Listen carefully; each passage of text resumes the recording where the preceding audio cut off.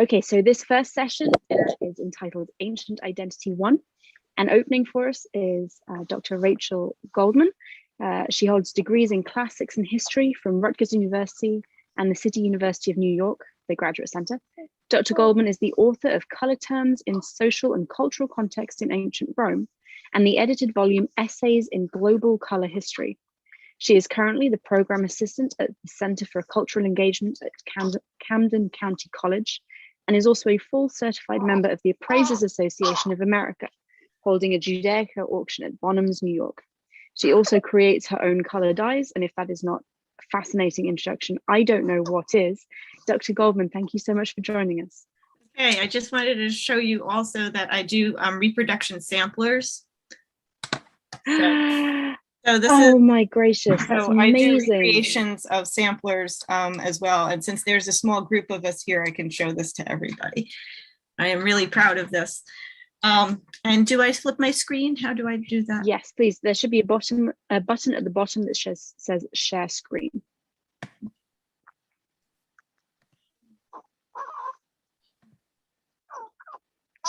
Perfect, there we go.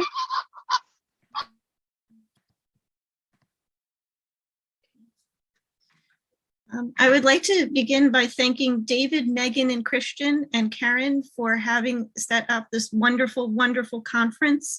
I've never been more excited to have an audience on a Sunday morning at the 11th hour. And I also thank you for having me share my ideas. I come to you from the sacred land of the Lenape in Lenape-Hoking, which is in New Netherlands, also known as New Jersey. So, the subject of Jewish patronage and freedmen inscriptions have long attested the history from their artistic, epigraphic, and archaeological backgrounds.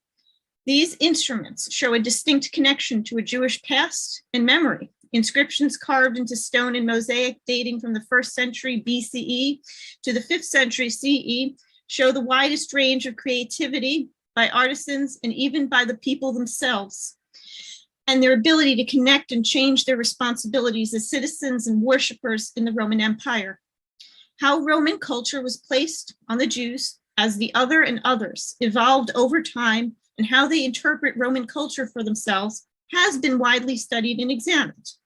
Memory, in this respect, was held through decorative symbols, evocative of the temple, including Menorah, animals, ivy leaves, scrolls in the ark, pilgrimage vassals, lulavs and etrogs, and even a wax tablet. And they appear everywhere. Scholars neglect the notion that the appearance of these symbols serve as memory devices and tools and connection to their salvation, and even as apotropaic functions. They are focused only on the inscriptions. And while I can show hundreds of inscriptions in this talk, I have confined my discussions to those of prime importance and relevance. The intersection of slavery and ancient Jewish history comes to us through many spurts in the forms of funerary inscriptions and patronage inscriptions. These epitaphs provide us insight into the lives of Jewish slaves, both at a time that they were enslaved and after that they were freed, particularly with regards to their occupation and economic factors. Essentially, these inscriptions document what I call the ancient immigrant experience. These inscriptions are written in Greek, Latin, and Aramaic, some with elaborate decorations and chronicling the lives of Jews and how they record memory. By contrasting some of these inscriptions with patronage inscriptions, we can understand a specific language for each group.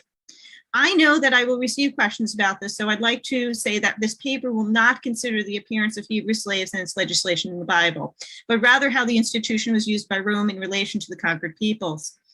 In my discussion, I will trace how generations of families evoked a language, decorative motifs, and thereby creating a sacred space for worshipers and the passerby. Connections with deities and geographical locations.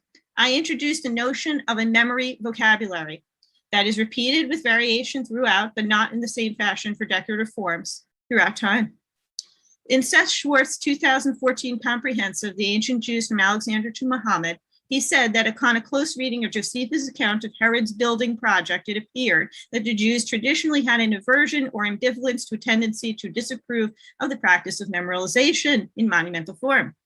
But that did not seem to be the case in later examples of decoration, memorials to individuals and the larger community. My assortment of inscriptions show that very memorialization and tracing of humble freedmen back to aristocratic households. Many of them held jobs of great importance. Specific names have religious connotations and show how they have connections to Jerusalem and held positions within synagogues. However, they also show that people have become Latinized. The decorative program revealed through these epitaphs show a totally Jewish expression within a Roman setting. The inscriptions provide valuable historical evidence about the integration of Jewish freedmen into a larger Roman society. Historically, it was thought that there was no Jewish visual art, but being among the Romans gave them plenty of opportunity to create their own monuments, drawing on Roman conventions, but developing a specifically Jewish iconography, which incorporated memory. Inscriptions and dedications of this type are representations of one's cultural memory. And that vocabulary in turn would spin out through the provinces as far as Cyrene, Alexandria, Antioch, Laodicea, Ephesus, Heliopolis, Aphrodisias, Sardis, and Palestine within synagogue inscriptions and mosaics much later on. This is the prototypical image that we have of a Roman triumph. The Arch of Titus does not show the prototypical idea of Roman conquest or what one would expect. There are no examples of slaughtered or captive Jews, as there are examples of Gauls and Dacians and Germans, and even Britons. Even the Judeo-Captive coins do not show a captive in chains or submission. It is all symbolic. In the epitaphs, we also hear a completely different story from the captives. We hear about their lives, their professions, after they were freed, and how they identify themselves. In an inscription dated to the 1st century BCE, it shows the commercial angle. We are introduced to Lucius Aeacus Dama. He was a person from Aquileia who was a freedman of Publius, identified as a Jew or by Eudaeus. He was identified as a portor or ferryman. His last name suggests that in the 1st century BCE, he had a different praenomen from his patron, and he was taken into slavery as a result of Pompey's wars in Judea. The word portor could have been a misspelling of the word portitor, which means ferryman. This would suggest that Lucius was an employee of the portatorium, or the customs post. And while this was a misspelling, there may have been a fascination with the subject. Many freedmen worked in the portatorium, as it was the toll or the port, and this was a major outlet, as it was attested in Cicero's Pro Fontio 115. But there are also 68 other examples of the name. David Noy calculated the number of that name specifically. And further in Horace's satires, there's a reference to the Syrian Dama, another reference to Eleazar ben Dama in the Tosefta Hulin in 222. From this inscription, it is possible to determine that the Dama family worked extensively within the ports. Many freedmen worked in the portatorium, as it was their toll, or the port, as it was the major crossroads for people of different trades. And this can help historians to link other freedmen to help create an entire narrative of the location. And this would suggest that there's an interchange among Jewish and Syrian slave names as well. We would expect to hear stories about terror and what horrible forms of treatment these captives endured, but rather we get a specific perspective of stability and pride on their new lives, and that they had they were in a larger Mesopotamian, Mediterranean diaspora. But also there was a great deal of censorship in this that was enacted. Within this sacred space in mind, the first set of inscriptions that command attention are those that are classified as Jewish. And we have them list the names that have been tabulated over time. We have Abineus, Barna, Barneus, Akiba, Zabda, Sabis or Sabatius, Martha, and Malchio. In particular, I wanted to focus on the name Malchio because there are 19 instances of the name Malchio. And even one of the most famous characters in Latin literature created by Petronius has the name Trimalchio. He was a newly rich freedman, but it also suggests that he was a slave 3 times over. The name Malchio also deserves special attention, as Malchio was a Latinized version of the biblical name Malachi. Was it intended that he was Jewish? In other words, he was foreign to Rome, but Petronius doesn't need to say so. There were names that were indicators of their status as freedmen and Roman freedmen as well, but the questions that are raised are about religion. And these questions have raised by Cross Kramer and J. Albert Harrell. Another Greek inscription that lists a name is Sabbatius here, from the Monteverde catacombs. He was twice an archon. He lived for 35 years. But the remaining portion of the inscription is in Hebrew, which is right here, Shalom al Israel. And Eero Kayanto, who studied about the Latin cognomina, says that the name has a calendrical function as a reminder of the Sabbath, and it is Hebrew in origin, but he does not add anything further. Much can be studied further. And a shofar and a menorah here, all inscribed here, are at the bottom here. This blessing, combined with the symbols, also creates a message of memory for all that see this inscription. Simultaneously, by reciting the term Shalom al Israel, can create this transportable map where people, wherever they are, can bring about salvation by repeating it. Perhaps by also saying his name, Sabbatius. It was a reminder of the Sabbath or the holiest days of the work and rest for contemplation. It was a feeling as well. Most likely, the letters in this inscription were also colored in red and ochre, most likely creating this below ground as well. And these letters have a strong visual presence that stand for the religious rituals and temple practices and preserves that sacred space. In other inscriptions, they follow the Greco-Roman convention for epitaphs listing usually the name and occupation. These inscriptions show even more about the sacred space of the temple and the rituals that be transposed further. More elaborate inscriptions would follow a convention with the patronymic and the place of origin. In this inscription, we're introduced to Claudia Astor, who was a captive from Jerusalem and was a prisoner of war in the sack of 70 AD. She was freed in Puteoli near the Bay of Naples, and her original name was probably Esther and Latinized as Astor, meaning star. Claudia Astor says that she was a Jerusalemite and captive, seems to have the responsibility of the care of a tomb belonging to a 25-year-old imperial freedman named Tiberius Claudius Masculus. It is assumed that she was married to this man and that these marriages were often not recorded in inscriptions, and it did not need to. I suggest again that there was a consciousness related to the preservation of name and symbols. She probably began her life in Palestine, and the man may also have been Jewish, though it is not possible to discern this from the inscription. They are both freedmen of the imperial house. And this was also a very early instance of the name. She would have acquired her new name from her master, but also the religious influences around her, making her appear more Roman. This is clearly an example of the ancient immigrant experience. And in another inscription, we are introduced to Avilia Aster Judea, again, showing how this name Esther was Latinized.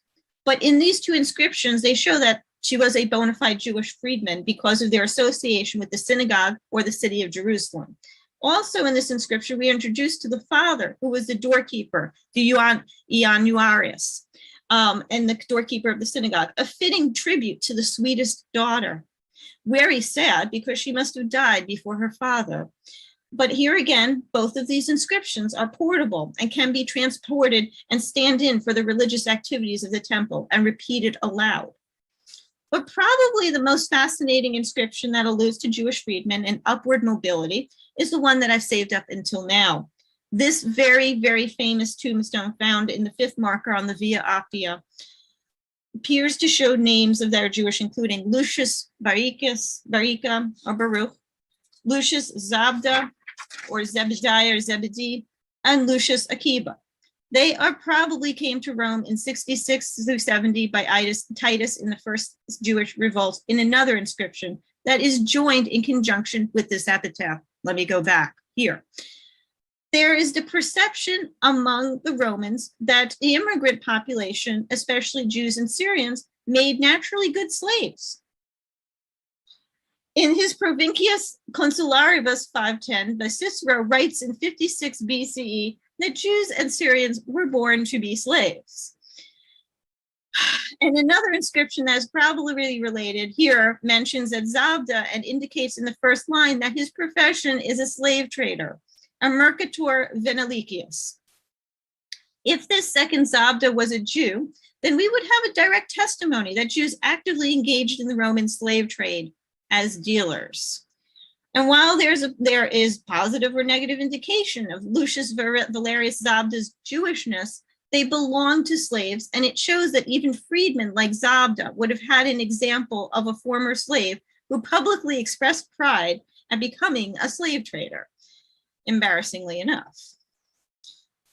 This interesting thing revealed by Harrell's 1998 study that the freedmen Zabda, Barika, and Akiba here had originally been sold by a slave trade dealer who claimed either correctly or intentionally that they were all Jewish and thus came from the same region, by chance known to provide obedient slaves. Even after they were slaves, Jews in particular had established themselves as merchants and traders, as evidenced from these inscriptions. But what makes it more interesting is how we start to see how these inscriptions start to have decorations.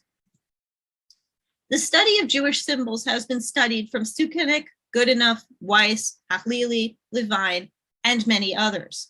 The symbols are designated as purely Jewish because of their usage within the synagogue and ritualistic functions. Only inscriptions that are designated as Jewish have the symbols inscribed. I suggest that based purely on the symbols and decorative motifs, that it was recognized that they were Jewish slaves. They also did not need any further identification. According to Levine, Fine, Hachlili, and Branham, all of these symbols contain different interpretations. Levine says the menorah is the most ubiquitous image, and that the appearance of these motifs in the synagogue might be viewed as a triggering a memory of the institution, expressions of a hope for the restoration, or perhaps reflecting a desire for the synagogue to perpetuate the temple's sanctity and religious expression. Stephen Fine brings in texts and images relating certain parts of the mosaics and inscriptions to liturgical poetry, piyutim, but does not pursue the question of sacrificial imagery. Joan Branham says that the construct of sacred space raises the question of presence of holy texts and images and physical remains of revered individuals and the practice of healing or magic and the performance of sacred words and actions all act as vehicles toward establishing sanctity. She further says that anything that shows an image of these symbols carries back to the Jerusalem temple and the tabernacle as portable and movable map. She also suggests that Jewish and early Christian traditions construct sanctity through the acts of textual and visual mapping that occur at subtle and overlapping levels. Therefore, the portability and sanctity of the tabernacle allows the Israelites to place it anywhere, and transforming and reconstructing pre-existing territories into a new Jewish sacred space. She further asks, how does the memory of sacrificial images work in the self-definition of identity formation of late antique Judaism?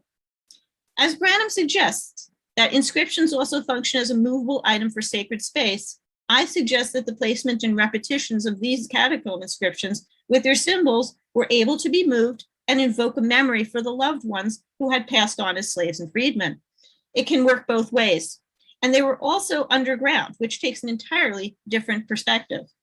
Further, whether there is a Jewish literacy, it is possible that the repetition of the phrases Amen, Selah, Amen, or Shalom, repeated a number of times, has a reverberating message. It reverberates through time and space very much throughout the similar ways as we might evoke the word Om. The repetition of these blessings in a new homeland in the diaspora allowed for a verbal sacred space. Now I'll discuss just 3 inscriptions from the Jewish Museum in New York as they relate to the mapping and memory of the people of the diaspora. The first inscription prominently shows flickering menorah with a tabula ansata above it. And note also that the flickering flames of the menorah are evocative of showing the spatial reality. This menorah is shown on a tripod base. There is one example of the menorah on the Arch of Titus here. Although there are many examples of Jewish menorah in catacomb inscriptions, showing once again how memory plays into the role of what seen is visually drawn and recorded. But the convention of applying a tripod to a menorah is a typically Roman convention and does not appear on the Arch of Titus. but tripods were stand-in bases that Greeks and Romans displayed heavy objects upon. What is fascinating is the models and where the artisans were getting their visions from. What I suggest is that there is a Latinized version of Jewish art and memory experience that the artist had reappropriated in their own vocabulary. In this example, we are introduced to Phlais, the Hebrew who is buried here. The name is probably misspelled, and he is identified as an Hebraeus, but not as Judaeus, all again, featured again in the tabula ansata. Does the name probably misspelled? Or does it matter? Does this identification even matter? As this was one of the many issues about identity that had been considered in the ancient world. Judaeus is a marking of someone who is in the province of Judea, which was conquered by Pompey Magnus in 63 BCE. The question really to consider is what the Jews in Rome, slave or free, called themselves. In the next case, we have Abu Mari of Aha, who describes himself as a Levite, one of the three priestly classes from the tribes of Israel. He is a refugee from Babylon, although he was also buried in Rome, and his inscription serves the memory of the priestly classes. And this is also a transportable map for those who read it. Just to return to Phlais here, note that the other symbols on his burial plaque. Scholars agree that these symbols collectively taken into Jewish tombstones express belief in a national redemption. These are implements of the destroyed temple, the menorah, the shofar, the incense shovel, as well as the amphora right over here. And they signify that the temple will be rebuilt and combined with the lulav and etrog used on tabernacles or part of the temple festival, now recognized as Sukkot. But you will also note that on Abu Mari's inscription, there is a sole lulav. The amphora is also decidedly Greek in some shape and was intended to carry oil. I presume that the symbol of the amphora was used to light this menorah in the temple, which symbolized the temple will be restored. But what do we do here when we start to see symbols of animals in these inscriptions, and something that one would not expect to find in Jewish art? Animals do not appear until later examples of Jewish synagogue mosaics, such as the zodiac, which was exclusive to the Jewish living experience in Palestine beginning in the 3rd century CE. Here, we are introduced to Aelia Alexandria, who set up this epitaph in honor of her dear mother to live well in the afterlife. What is going on in this epitaph? And should a mother be equated with a pilgrimage flask, a sheep, and a carroty-looking etrog? The goat and the sheep in Greco-Roman iconography has an entirely different symbol related to a pan or satyr, equated instantly with sexuality and debauchery. But that's not it. It is possible that the sheep stands in for the shofar. As you can see, it is heavily outlined compared to the rest of the example, and that there's something fun going on with this inscription, as the horn of the ram is boldly outlined. It is also possible that this monument was made by a Roman who thought it was about the ram's horn, but not the ram, which was more important than the horn. And the etrog looks more like an onion or a carrot, as we can see here. In a similar vein, we are also to meet Aurelius Josephus and Aurelia Auguria, who set up this monument for their son Agathopus, who lived to be 15 years old.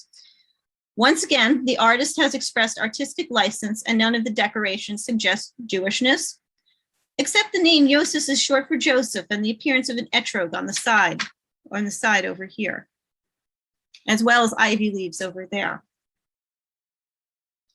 It is possible that there's a misunderstanding. And what does the ram and bull mean?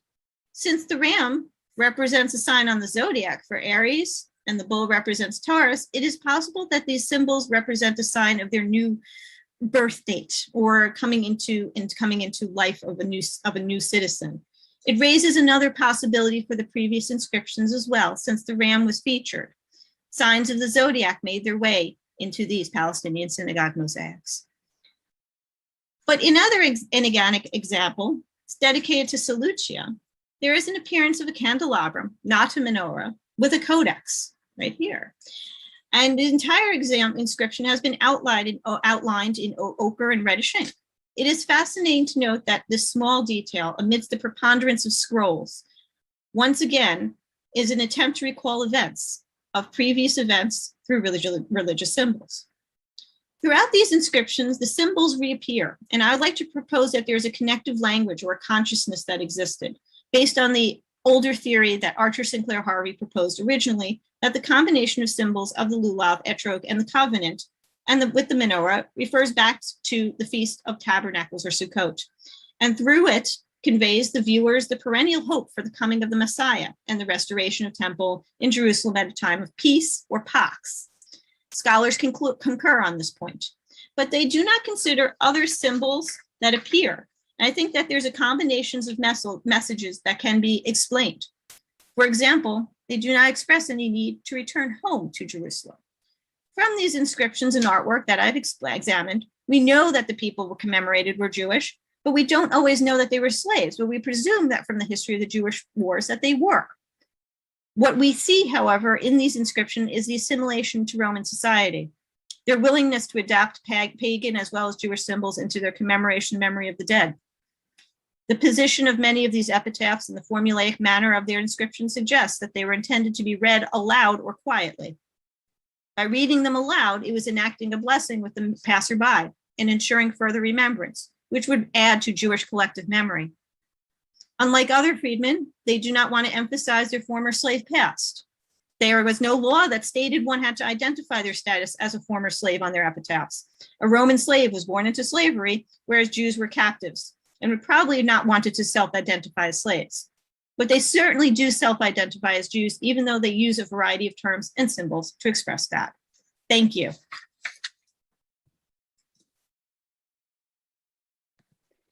Thank you very much, Dr. Goldman. That was absolutely fascinating. We had a question about the very first menorah image that you showed. And my apologies if you did answer this in the course of your talk. The question was, what is this object and where is it from? Okay. Question is, let me go back to, let me see if I can go back. Got a menorah with the oil lamps on the top. Is this the one? Or that's the one, yes. Okay, this is the Arch of Titus. I believe that this is on, if you're coming up from the Via Sacra, this is going to be on your right side, and then this is going to be on your left side.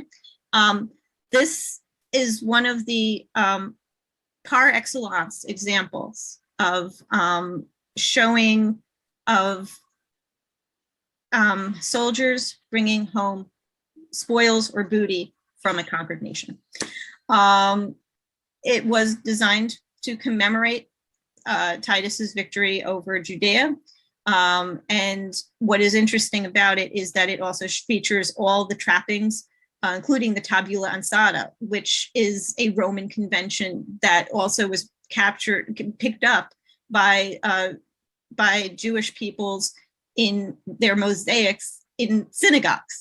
So this is really a very strong identification and being a part of what nation do you belong to?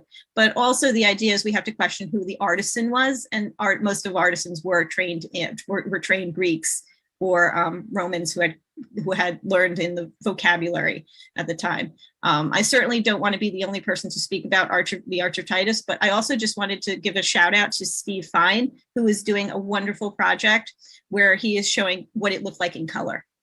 Oh, wow. That's yes. So if you do a quick Google search, you'll see the work that Steve Fine of Yeshiva University has done, that if you take the idea that polychromacity existed in the Roman Empire, why wouldn't it have worked throughout Judea, and why wouldn't it have worked on here? So that is really exciting. Wonderful. And can I ask what the object was in your title slide? Let me go back. Okay.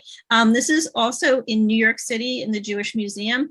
And also readily available on the slide on the website of the Jewish Museum. This is a menorah, and what's interesting about it is that the flames look like they're flickering here. A friend of mine said that they look like little Play-Doh, like a kid almost made it, or child almost made it. And I said, please don't say that this is the best example. Again, with the tabula ansata, this was from the Monte Verdi catacombs. So this should really actually be in the Monte Verdi catacombs underground, but it was brought back by a man named Harry G. Friedman, who was a huge collector in the 40s and 50s and 60s.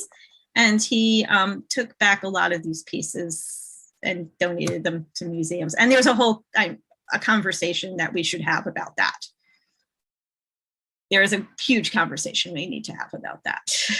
But what is interesting, I thought, was how it stands on a tripod. This is a definitely Latinized version. And we also see an amphora that definitely looks like you could find something like that in the Met.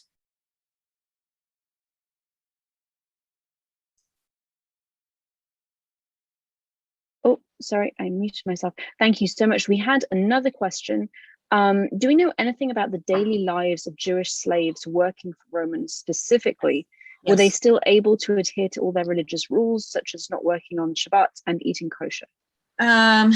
Those are very good questions. And I would recommend reading anything by Stephen Fine, Seth Schwartz, because what we can find out, and also somebody like Jessica Della Russo, a good shout out to her, is what we do know about them is that they had, most of the information we get is from the inscriptions.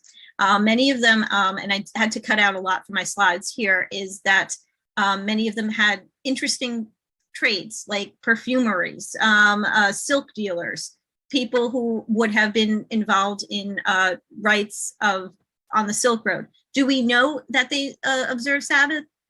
No.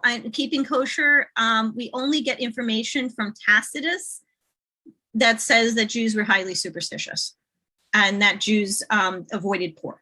But we don't know about for the entire life of slaves. And I'm sorry if I'm stumbling like this, but anything that we know about them would come from these inscriptions. Wonderful. And we have one final question, and then yes, we're going to have to move on to our next presenter. Do we know when the first discovered depiction of the Star of David was? That's actually a convention of the 1870s. Star of David never ever appears in this period of time. Actually, if you do, a really simple place to find this information is the Encyclopedia of Judaica. The Star of David, if you do find anything on, if somebody gives you something with the Star of David and says that it's like from the 15th century or even earlier, it's a fake. Do not take anything like that, because again, the Star of David is a convention of the mid 19th century, 1870s. It was also used as a way to show symbolically, again, us versus them, others, and also quite in negative interpretations, which I don't want to go into that conversation. But what I do want to say is that the Star of David was never part of an ancient vocabulary. In fact, stars, like the name Astor, was a term that was starred and related to zodiacs. Fascinating. Thank you. I did not know that. Yeah. I could go on, but I would like to respect the time of our other participants. Thank you so I much, appreciate Megan. that. Thank you. Sorry, Dr. Goldman, would you mind closing down your screen share for me? How do I do that? You should be able to just, yeah, there you go. Perfect. Thank you so much. And we are going to move on to Dr. Roberto Gazzoli.